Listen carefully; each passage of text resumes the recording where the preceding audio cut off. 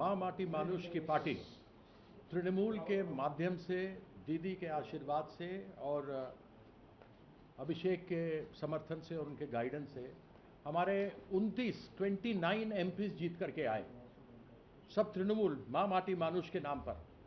उसमें से एक का देहांत हो गया तो 28 बच गए। इन गद्दारों से मैं जानना चाहता हूं कि तुम्हें तकलीफ हो रही थी तो तुमने इलेक्शन के बाद ये तकलीफ क्यों जाहिर की? इलेक्शन के पहले करना चाहिए था। और इलेक्शन के बाद अनेकों आरोप लगाए सुखेंदु शेखर ने और रिजाइन कर दिया। उसका आरोप लगा, सही है गलत है वो तो अलग बात हो गया, लेकिन कम से कम उसने एक पॉलिटिकल एथिक्स दिखाया कि वह जिस पार्टी में था, जिस सिंबल के साथ राज्यसभा में एमपी था, उसकी समस्या थी, उसने रिजाइन कर दिया।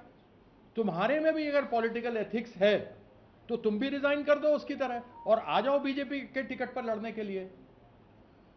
एक स्वतः स्पष्ट है जो कॉन्स्टिट्यूशन का 10वां नंबर उन्होंने बताया है और इसकी रूलिंग भी है कोर्ट में कि एनडीए एक गठजोड़ है, पार्टी नहीं है। पहली बात तो आपने बताया नहीं कि आपके नंबर कितने हैं, 2/3 हुए या नहीं हुए, नहीं तो आप अभी तक निकाल दिया होता। क्या चिट्ठी आपने स्पीकर को दिया वो बता दिया होता, वो सब चीजें मालूम नहीं। यदि मैं एक मान लूं, आपके झूठ को सच भी मान लूं कि आपके पास 20 है, 21 है, 22 है, तो आपको तो विलय करना पड़ेगा, आपको मर्ज करना पड़ेगा बीजेपी के अंदर। तो क्या बीजेपी के अंदर मर्ज करोगे और आपका वो कार्यकर्ता जो खून पसीना एक करता रहा, कुछ पहली बार बने, कुछ तीसरी बार बने, बहुत सारे एमपी तो चौथी बार बने हैं, क्या उन कार्यकर्ता को जब बीजेपी के गुंडे मारेंगे तो तुम उनके साथ बैठकर उनका समर्थन करोगे? उन कर्मियों को तुम मार दे खाते हुए देखोगे? इस प्रकार की गद्दारी, जिस थाली में खाया उसी में छेद। तो कम से कम कुछ शर्म करो। बीजेपी में जाना है तो बोलो, तुम तो वैसे ही भूपेंद्र यादव के यहां थे, शुभेंदु अधिकारी वहां बैठा हुआ था, और तुम किस चीज का इल्जाम लगा रहे हो? करप्शन का। अरे जिस